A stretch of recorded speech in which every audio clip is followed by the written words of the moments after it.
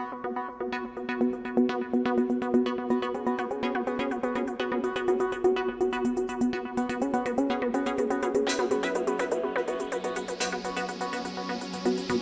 chào các bạn đã quay trở lại với kênh YouTube Ông Kính Đọc Truyện TV. Sau đây tôi xin đọc tiếp truyện Ngạo Thế Đăng Thần tập 42 với tựa đề Mê Hoặc. Xin mời các bạn lắng nghe. Lần trước Hoa Nguyệt Vân đeo khăn che mặt, vì lẽ đó Trầm Tường không thể nhìn rõ mặt nàng. Bây giờ nhìn thấy so với trong tưởng tượng của hắn còn mỹ lệ hơn rất nhiều. Hơn nữa lúc này nàng ăn mặc lụa mỏng màu trắng trong suốt, có thể thấy được cánh tay như ẩn như hiện, cùng với đôi chân thon dài như bạch ngọc. Càng chí mạng hơn chính là có thể xuyên thấu qua quần lụa mỏng. Nhìn thấy eo thon tinh tế kia của nàng cùng với cái khe sâu thẳm giữa bộ ngực. Đây chính là xích lọa mê hoặc. Nếu như định lực của Trầm Tường không tốt, sợ là đã sớm làm trò hề, làm hắn nghi hoặc chính là một lưu vật như thế. Tại sao phải đối với hắn như vậy? Miệng nhỏ hồng hồng kia của Hoa Nguyệt Vân khẽ nhấp một ngụm trà, có vẻ kiều mỹ nói không ra. Nàng nhìn Trầm Tường cười ngọt ngào nói: "Công tử, lại đây uống chén trà lại rồi nói chính sự." Trầm Tường sờ mũi, hắn đột nhiên cảm thấy có chút ngượng ngùng, bởi vì hắn vừa luận võ cùng người khác, hơn nữa còn luyện một lò hồi xuân đan, cả người đều là bụi bặm, ăn mặc cũng vô cùng lôi thôi. Hắn cười nói: "Hoa trang chủ, nàng so với hoa bên ngoài còn đẹp hơn rất nhiều. Ta chỉ là không rõ tại sao Hoa trang chủ lại nhiệt tình đối với ta như vậy. Loại nhiệt tình này làm cho ta cảm thấy rất nóng à." Nói xong, trong lòng Trầm Tường lại mắng một câu yêu tinh. Từ khi đi vào đến bây giờ, bụng dưới của hắn vẫn đang bị thiêu đốt. Tuy mặt ngoài hắn có thể trấn định, nhưng nội tâm vẫn cực kỳ sao động. Trước mắt gặp gỡ ngọc thể của Bạch U U cùng Tô Mỹ Giao, cũng tiếp tục thân mật cùng tiểu tiên nữ thoát tục như tiên tiên kia. Càng gặp gỡ phong thái chắc tuyệt của nữ đế thần binh thiên quốc, nhưng hắn không thể không thừa nhận Hoa Nguyệt Vân trước mắt này đúng là hoa nhường nguyệt thẹn, có thể sánh ngang với những nữ nhân mà hắn gặp trước kia. "Công tử, có thiên tài tiểu tiên nữ Tiết Tiên Tiên, làm sao lại để mắt tiểu nữ tử chứ?" Hoa Nguyệt Vân giả vờ tự giễu, trên khuôn mặt xinh đẹp cũng toát ra một tia hâm mộ. Trầm Tường quay đầu đi không nhìn nữ tử xinh đẹp không gì tả nổi này. Hắn uống một chén trà nói: "Hoa trang chủ, nói chính sự đi, ta muốn bán ra huyết linh chi ngàn năm. Ta nghĩ Hoa trang chủ hẳn là sẽ cho ta một cái giá vừa ý."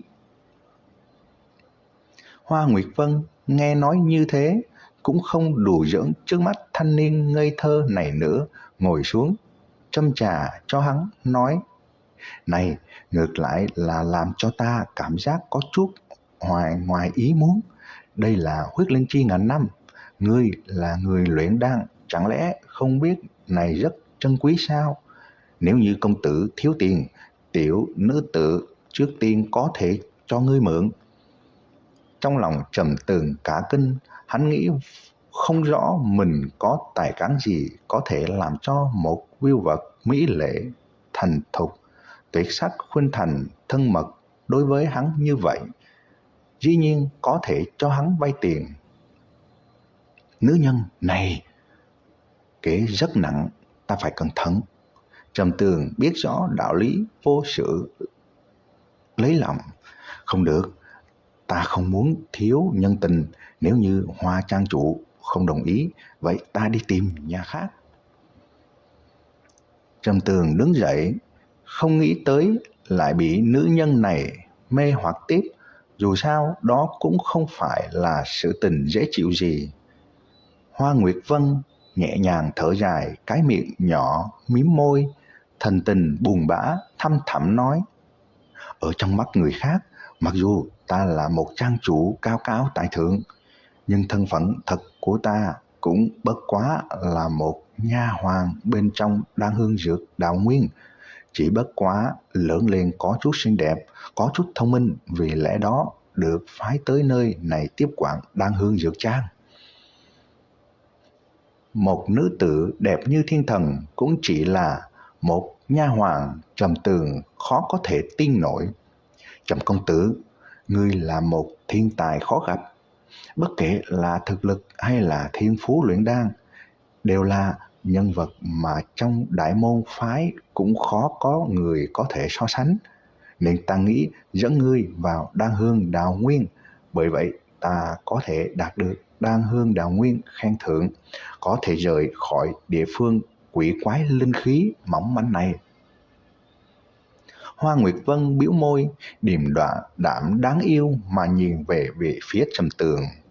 Một môn phái mời chào đến một hạt giống tốt này, đối với một môn phái mà nó là việc tốt, nhưng Trầm Tường lại có chút nghi hoặc nói: ý tứ của nàng là sau khi ngươi chiêu nhập ta vào Đan Hương Đạo Nguyên, nàng sẽ đạt được chỗ tốt gì? Nàng cũng không giống như một nha hoàn, ta cảm giác thực lực người chí ít ở phàm võ cảnh tầng 8. Hoa Nguyệt Vân hơi kinh hãi nói: Trầm công tử hảo nhãn thực. Thành thật nói cho ngươi biết, sau khi ngươi tiến vào Đan Hương Đạo Nguyên, chỉ có khi trở thành chân truyền đệ tử, ta mới có thể thu được khen thưởng. Bởi vì rất nhiều thiên tài đều là không có cách nào bước vào chân võ cảnh. Ta đây nhìn nhiều lắm rồi. Trầm Tường ngoài cười nhưng trong không cười nói: cũng bị nàng lừa gạt rất nhiều đi. Hoa Nguyệt Vân miệng nhỏ một quyết nói: ta không có lừa bọn hắn. Đây đều là bọn họ tự nguyện đi Đan Hương Đạo Nguyên. Hơn nữa, đi nơi này đối với bọn hắn cũng không có chỗ xấu. Trầm Tường lắc đầu nói: ta không đi Đan Hương Đạo Nguyên, ta muốn đi Thái Vũ Môn. Hoa Nguyệt Vân hèn mọn nói: Thái Vũ Môn? Trầm công tử, ngươi phải biết Thái Vũ Môn là môn phái đứng đầu bát đại phái, rất khó nhất tiến vào. Mặc kệ ngươi có thiên tài bao nhiêu, chỉ cần ngươi không thể thông qua bọn họ thử thách, ngươi đều bị cử tuyệt ở ngoài cửa.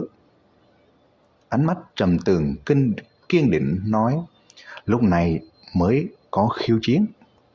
Hoa Nguyệt Vân nhíu mi hơi tức giận hừ nói: ngu ngốc, có ta dẫn vào Đan Hương Đạo Nguyên, ngươi lại không tiến vào, lại muốn đi Thái Vũ Môn, sau này ngươi sẽ hối hận.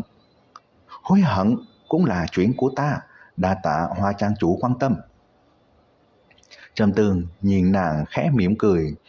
Hoa Nguyệt Vân khẽ cắn môi đỏ, u oán mà nhìn về phía Trầm Tường, hừ nhẹ nói: đừng gọi ta là Hoa trang chủ, ta chỉ là một nha hoàn, ta không chịu nổi danh hiệu này. Nếu ngươi biết thân phận của ta, cũng đừng cất nhắc ta như thế. Sau này ngươi gọi ta là Nguyệt Vân đi, bằng không ta không dám đan dược cho Trầm gia các ngươi.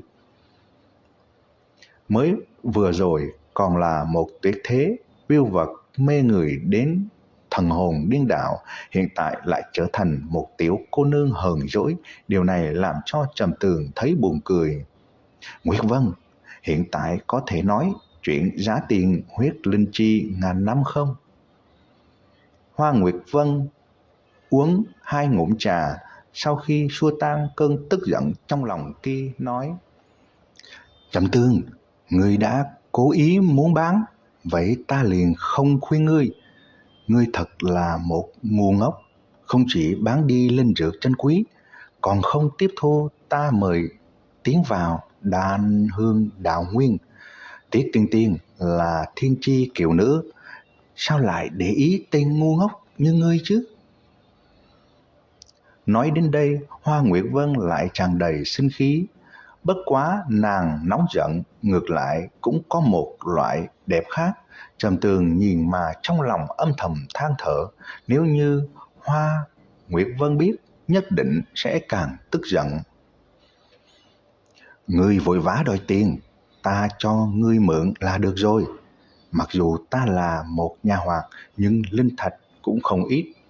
Hơn nữa ta còn có thể tùy ý điều động linh thạch trong đan hương dược trang. Hoa Nguyệt Vân nói, nữ nhân thực sự là rong dài. Nói với ta giá tiền đi, ta không muốn nợ nàng. Trầm Tường bĩu môi nói. Hoa Nguyệt Vân hừ một tiếng nói, 40 vạn đại linh thạch. Giá tiền này làm cho Trầm Tường hết sức hài lòng.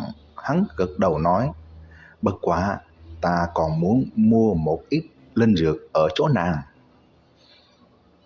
Các bạn vừa nghe xong truyện Ngạo Thế Đan Thần tập 42 với tựa đề Mê Hoặc. Xin mời các bạn ở video tiếp theo tôi xin đọc tiếp truyện Ngạo Thế Đan Thần tập 43 với tựa đề Kim Linh Quả. Xin mời các bạn chú ý lắng nghe. Xin chào và hẹn gặp lại các bạn.